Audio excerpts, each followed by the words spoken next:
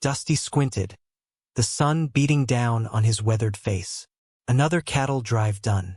He adjusted his worn cowboy hat, pulling it lower to shield his eyes. Patches, his trusty horse, plodded steadily through the seemingly endless desert. The only sound was the gentle creak of the saddle leather and the rhythmic clip-clop of Patches' hooves on the parched earth. Dusty was a good man, known for his kindness, but a deep loneliness clung to him like the desert dust.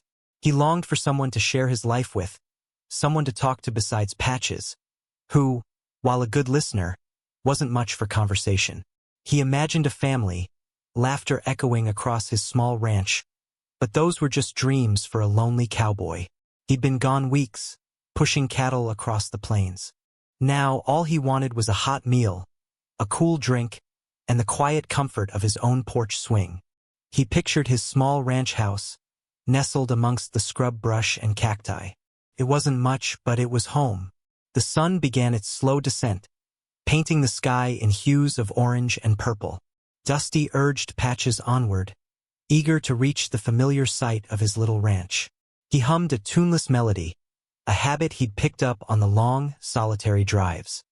He was close now. He could almost smell the sagebrush and the faint scent of wildflowers that grew near the creek. He just needed to keep going. Just as the first stars began to twinkle in the darkening sky, Dusty heard it, a faint, whimpering sound carried on the desert breeze. He reined in Patches, his hand instinctively reaching for the rifle he rarely used. "What was that, girl?" he murmured to Patches, who flicked her ears nervously. He listened intently. There it was again, a small, plaintive cry. It sounded like a child? Dusty frowned. There shouldn't be any children out here, not alone.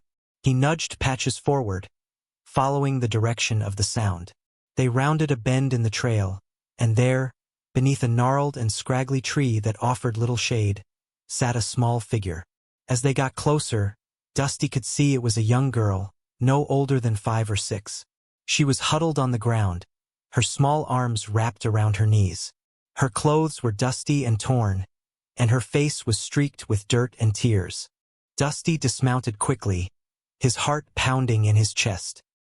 He approached cautiously, not wanting to frighten her. "Hello there, little one," he said softly, his voice gentle. "Are you all right?"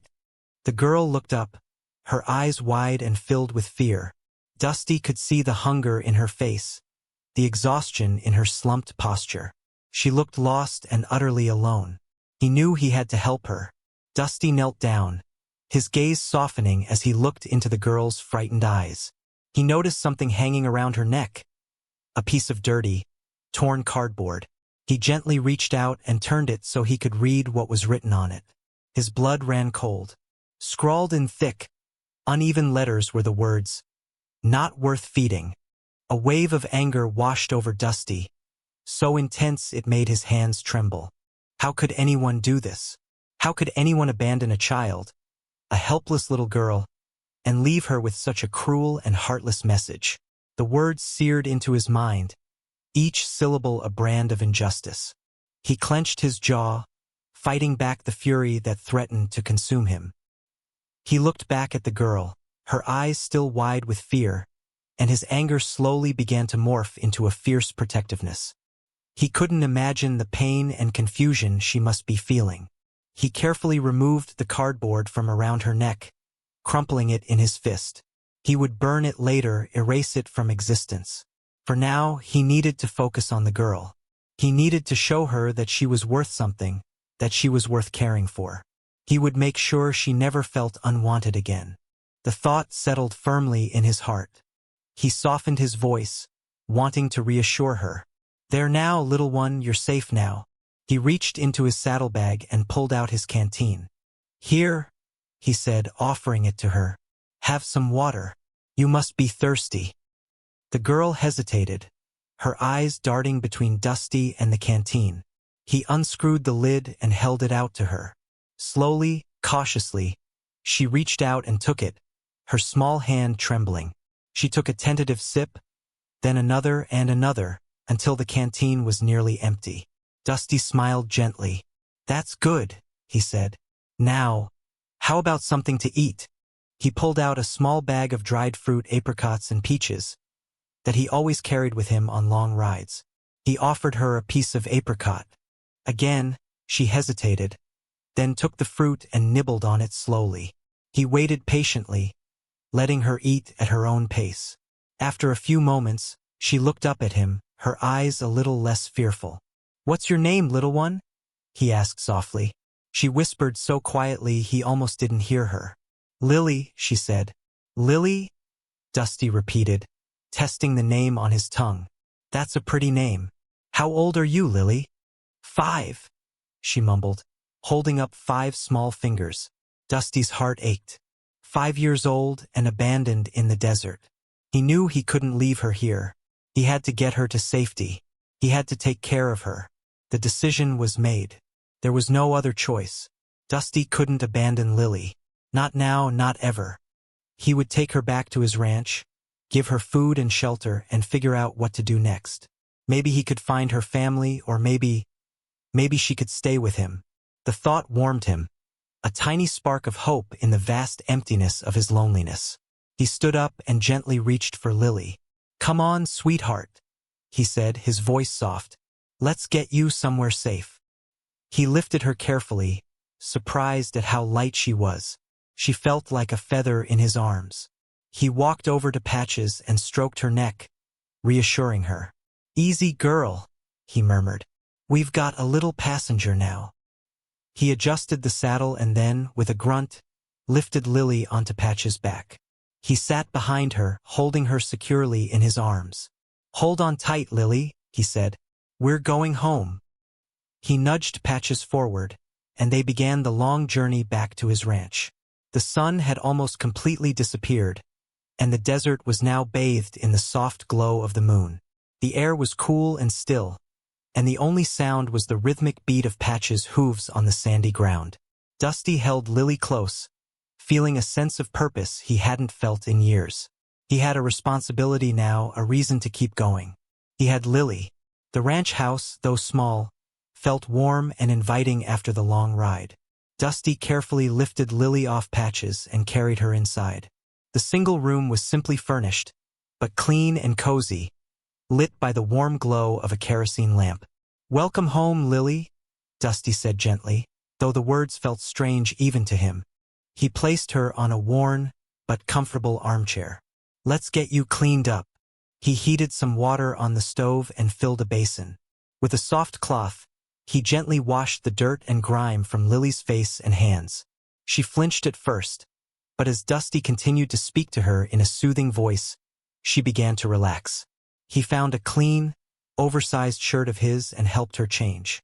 The shirt swallowed her whole, but she seemed comfortable in it. He smiled. "There you go," he said. "All nice and clean." He had a pot of stew simmering on the stove, a simple mix of beans, vegetables, and a little bit of beef. He ladled a generous portion into a bowl and offered it to Lily. She took it hesitantly, her eyes watching him carefully. She took a small spoonful and tasted it. Her eyes widened slightly. She took another spoonful and then another until the bowl was empty. "More?" Dusty asked, smiling. Lily nodded shyly. He filled her bowl again, and she ate it just as quickly. As she ate, Dusty could see a flicker of trust begin to appear in her eyes. Maybe, just maybe, she was starting to feel safe. With Lily fed and clean, Dusty tucked her into his own bed.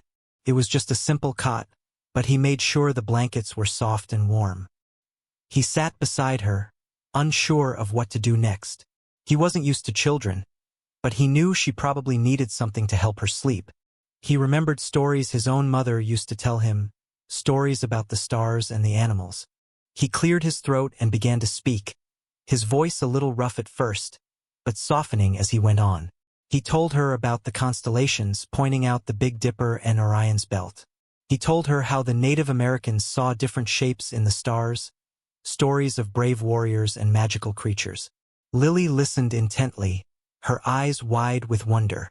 Then he told her about the animals on his ranch, the coyotes that howled at the moon, the rabbits that hopped through the sagebrush, and the owls that hooted in the trees. He described Patch's gentle nature and the way she loved to be petted. As he spoke, he noticed Lily's face begin to relax.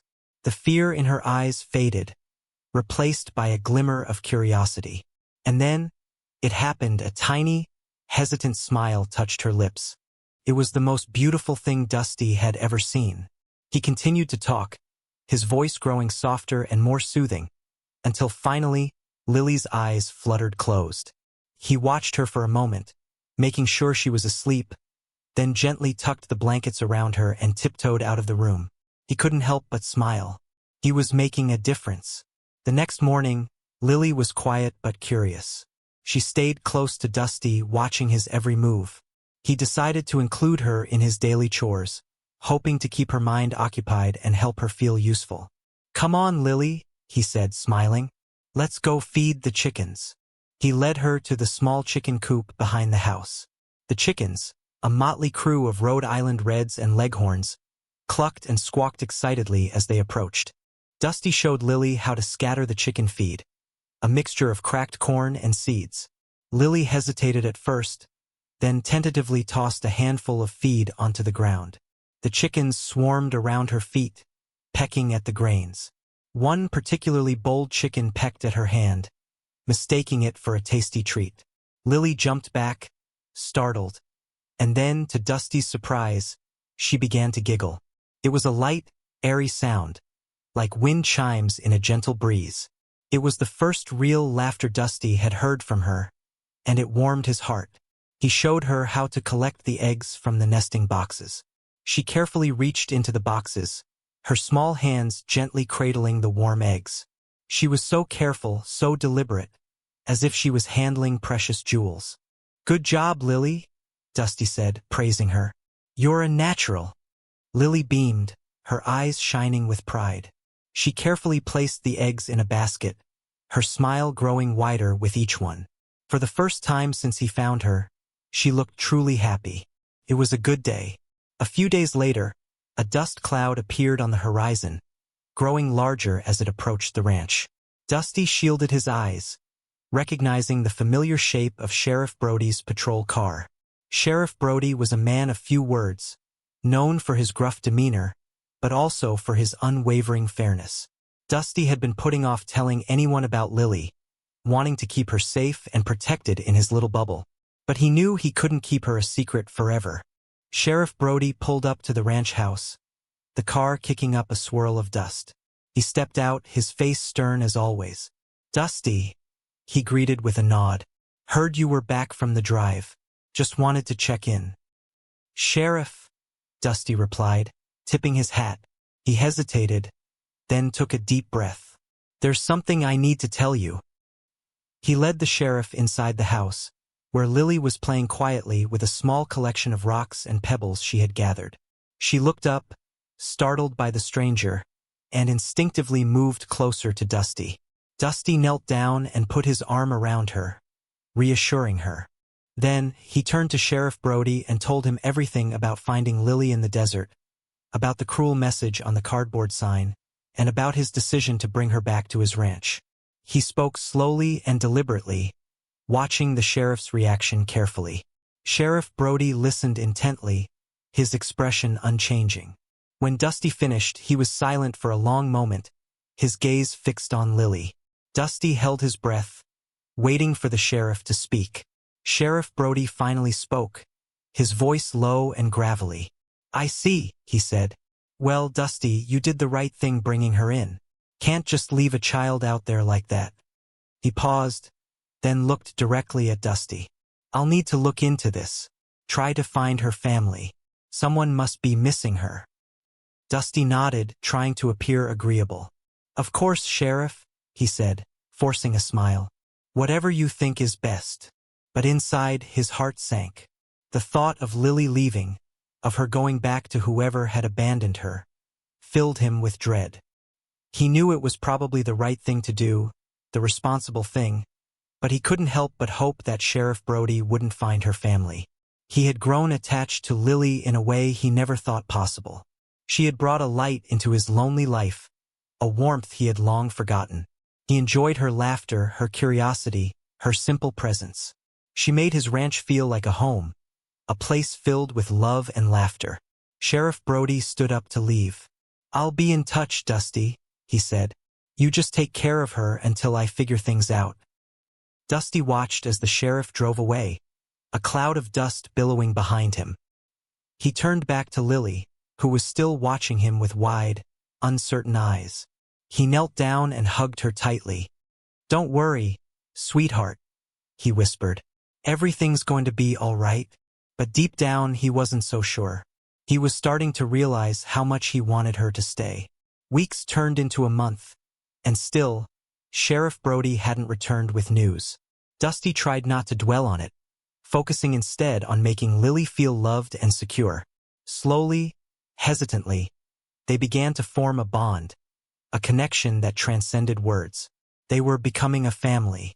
Dusty started teaching Lily the ways of the ranch. He showed her how to tend to the vegetable garden, how to water the thirsty plants, and how to weed out the pesky invaders. She was a quick learner, her small hands surprisingly adept at the tasks. One day, he decided it was time for her to meet Patches properly. He led her to the corral, where Patches stood patiently waiting. Lily was a little apprehensive at first, but Dusty reassured her, stroking Patches' soft nose. "She's a gentle giant," he said. "You can pet her." Lily cautiously reached out and touched Patches' velvety nose. Patches nuzzled her hand, and Lily giggled. Soon, she was brushing Patches' mane and talking to her in a soft, sing-song voice. Dusty then started teaching Lily how to ride. He lifted her onto Patches' back, holding her securely. He walked alongside, guiding Patches slowly around the corral. Lily's face lit up with joy. She felt like she was flying. In the evenings, Lily would help Dusty with chores around the house. She would set the table, sweep the floor, and even try her hand at washing dishes. She wasn't always successful, but she tried her best, and Dusty appreciated her efforts. With each passing day, the ranch felt less like a lonely outpost and more like a warm, loving home. Lily was no longer just a guest. She was part of his life, part of his heart. The peaceful rhythm of their days was shattered one evening by the familiar rumble of Sheriff Brody's car. Dusty's heart clenched. He knew this day would come, but he had hoped it would be further in the future. He watched as the sheriff climbed out of the car, his face as unreadable as ever. Lily, sensing the tension, clung to Dusty's leg. He knelt down and squeezed her hand, trying to reassure her and himself. "Evening, Dusty," Sheriff Brody said, his voice somber. "Got some news about Lily's family." Dusty braced himself. "What did you find, Sheriff?" "Found them," Sheriff Brody replied. "They're farmers not too far from here, actually. Struggling, though. Real hard times. Lost their crops to the drought, and they just couldn't afford to care for her anymore." He paused, his gaze softening slightly. "Said they never wanted to give her up, but they didn't see any other choice. They were desperate." Dusty felt a wave of conflicting emotions wash over him. Relief that Lily wasn't abandoned out of malice, but also a deep sadness that their time together was likely coming to an end. He looked down at Lily, her eyes wide and questioning. "They want to see her, Dusty," Sheriff Brody continued. "They want to explain things to her." Dusty nodded slowly. He knew he couldn't keep Lily from her family, no matter how much it hurt. He just hoped they deserved her. He hoped they could give her the love and care she needed. He hoped he could find a way to let her go. That night, after Sheriff Brody left, Lily was unusually quiet. She barely touched her supper, and when Dusty tried to tell her a story about the stars, she just stared blankly ahead, her eyes filled with worry. He knew what she was thinking. She was afraid of being sent away, of being taken back to the people who had abandoned her. He couldn't blame her. He sat beside her on the bed and took her small hand in his. "Lily," he said softly, "I know you're scared." She nodded, her lower lip trembling. "Are you going to send me away?" she whispered, her voice barely audible. Dusty's heart ached. He pulled her close and hugged her tightly. "No, sweetheart," he said, his voice firm. "I'm not going to let anything bad happen to you. Promise." He knew he couldn't guarantee anything. He didn't know what the future held. But he could promise her that he would do everything in his power to protect her, to keep her safe, to make sure she was loved. "Your parents want to see you," he explained gently. "They want to talk to you. They want to tell you why they had to leave you." Lily's eyes filled with tears. "I don't want to go," she sobbed. "I want to stay here with you." Dusty hugged her tighter. "I know, sweetheart," he said. "I know. And we'll figure it out. Okay? We'll figure out what's best for you. But I promise, no matter what happens, I won't let anything bad happen to you. You can trust me." He held her close, stroking her hair until she finally drifted off to sleep. As he watched her sleeping peacefully, he made a vow. He would do whatever it took to make sure Lily was happy, even if it meant breaking his own heart. The next day, Dusty decided he needed to meet Lily's parents. He needed to look them in the eye to understand their situation and to decide what was truly best for Lily. He asked Sheriff Brody to arrange a meeting without Lily present. He rode Patches to the small, run-down farm where Lily's parents, Sarah and Thomas, lived. The land was parched and cracked, the crops withered and brown. The house was small and dilapidated, a testament to their struggles. Sarah and Thomas were waiting for him on the porch, their faces etched with worry and shame. They were thin and worn, their clothes patched and faded. But their eyes held a deep sadness, a genuine remorse. Dusty dismounted and approached them cautiously. "Mr. and Mrs. Miller?" he asked. "Yes," Sarah said, her voice trembling. "Thank you for bringing Lily in. We never wanted to hurt her." Dusty sat down on the porch swing, his gaze searching theirs. "Sheriff Brody told me about your situation," he said. "About the drought, about losing your crops." Thomas sighed, running a hand through his thinning hair. "We tried, mister," he said, his voice hoarse. "We tried everything we could, but we just couldn't feed her anymore. We thought we were doing what was best for her." "The sign," Dusty began, his voice tight. Sarah burst into tears. "We didn't write that," she sobbed. "We would never say anything like that about our Lily. Someone must have done that after we left her. We just left her with a blanket and a little bit of food." Dusty studied their faces, searching for any sign of deceit. But he saw only genuine regret and a deep love for their daughter.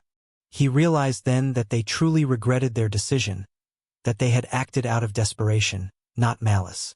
He started to feel a little bit of hope. Maybe, just maybe, there was a way to make everyone happy. Dusty thought for a long moment, considering all the angles. He couldn't deny that Lily belonged with her parents, but he also couldn't bear the thought of losing her completely. There had to be a way to balance both their needs. He cleared his throat. "I have an idea," he said, his voice firm. "What if I helped you get back on your feet? What if I helped you rebuild your farm, so you could care for Lily again?" Sarah and Thomas looked at him in disbelief. "You'd do that?" Thomas asked, his voice choked with emotion. Dusty nodded. "I have some savings," he said, "and I know a thing or two about farming. I could help you get new seeds, fix your irrigation system, maybe even get a small loan from the bank." Sarah's eyes filled with tears. "But why would you do that, mister?" she asked. "You don't owe us anything." Dusty smiled. "I care about Lily," he said, "and I believe that she deserves to be with her family. But I also care about her happiness, and I know she's grown attached to me. So, I propose this. I help you get back on your feet, and Lily comes to visit me on weekends. I can teach her more about ranching, and she can help me with chores. That way, she gets to be with her family, and I get to stay a part of her life." Sarah and Thomas looked at each other, their faces filled with hope. We don't know what to say," Sarah stammered. That would be a dream come true." Dusty smiled. "Then let's make it happen," he said. "Let's get to work." And so, a new chapter began for everyone. Dusty kept his promise. He helped Sarah and Thomas secure a small loan from the bank, using his own ranch as collateral. He spent countless hours working alongside them, repairing the irrigation system, planting new seeds, and sharing his knowledge of farming techniques. Slowly but surely, the farm began to revive. The crops started to grow, the animals began to thrive, and the millers' faces started to show signs of hope again. They worked tirelessly, grateful for Dusty's help and determined to provide a good life for Lily. True to his word, Lily spent every weekend with Dusty at his ranch. She learned to ride patches like a pro, helping Dusty herd cattle and mend fences. She still helped him feed the chickens and collect eggs, giggling whenever one pecked her hand. She blossomed under the love and care of both Dusty and her parents. She was no longer the scared, withdrawn little girl he had found in the desert. She was happy, confident, and full of life. She knew she was loved, not just by her parents, but also by Dusty, who had become like a second father to her. She would spend her weekdays with Sarah and Thomas, learning about farming and helping them with their chores. She would tell them stories about her adventures on the ranch, about patches and the chickens and the stars. And on the weekends, she would return to Dusty, eager to share her love and laughter with him. She felt safe and secure, knowing she had 2 homes and 2 families who loved her unconditionally. As time went on, Dusty realized something profound. Family wasn't just about blood. It was about love, support, and commitment. He might not be Lily's biological father, but he loved her as if she were his own. And Sarah and Thomas, despite their initial struggles, had proven to be loving and devoted parents. He had always longed for a family, but he had assumed it would come in the traditional sense, a wife, children, a picket fence. But life had a funny way of surprising you. He had found his family in the most unexpected of places, in the most unconventional of ways. He watched Lily playing in the fields, her laughter echoing across the land, and his heart swelled with happiness. He had given her a second chance at life, but she had given him so much more in return. She had filled his lonely heart with love, his empty ranch with laughter, and his life with purpose. And Lily, too, had found her family. She had her loving parents, who worked tirelessly to provide for her. And she had Dusty, who showered her with affection and taught her valuable life lessons. She knew she was lucky to have 2 families who cared for her so deeply. Dusty often thought back to the day he found Lily in the desert, with that cruel sign around her neck. He shuddered at the thought of what might have happened to her if he hadn't come along. He was grateful for the twist of fate that had brought them together, the unexpected blessing that had transformed his life. He was no longer a lonely cowboy. He was a part of a family built on love, compassion, and a shared commitment to one another. Years passed, and the bond between Dusty, Lily, Sarah, and Thomas only grew stronger. They had become an inseparable family, working together, supporting each other, and sharing their love and laughter. On most days, you could find them all working together on the Miller farm. Dusty, with his sleeves rolled up and his brow furrowed in concentration, would be teaching Thomas new farming techniques. Sarah, with her hands calloused but her spirit strong, would be tending to the vegetable garden. And Lily, now a young girl full of energy and enthusiasm, would be chasing chickens, helping with the harvest, or simply playing in the fields.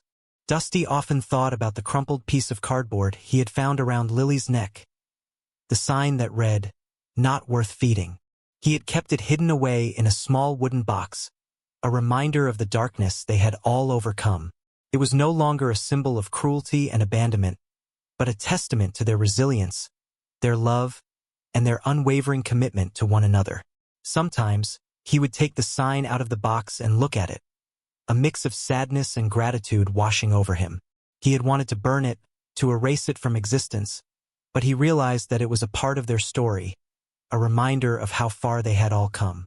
It was a reminder that even in the darkest of times, love and compassion could triumph over hate and despair. The story ends on a sunny afternoon, with Dusty, Lily, Sarah, and Thomas all gathered around the dinner table, sharing a meal and laughing together. They were a family, an unlikely family, but a family nonetheless. They were happy, grateful, and blessed to have found each other. And the "not worth feeding" sign, tucked away in its wooden box, served as a powerful reminder that everyone is worthy of love, kindness, and a second chance.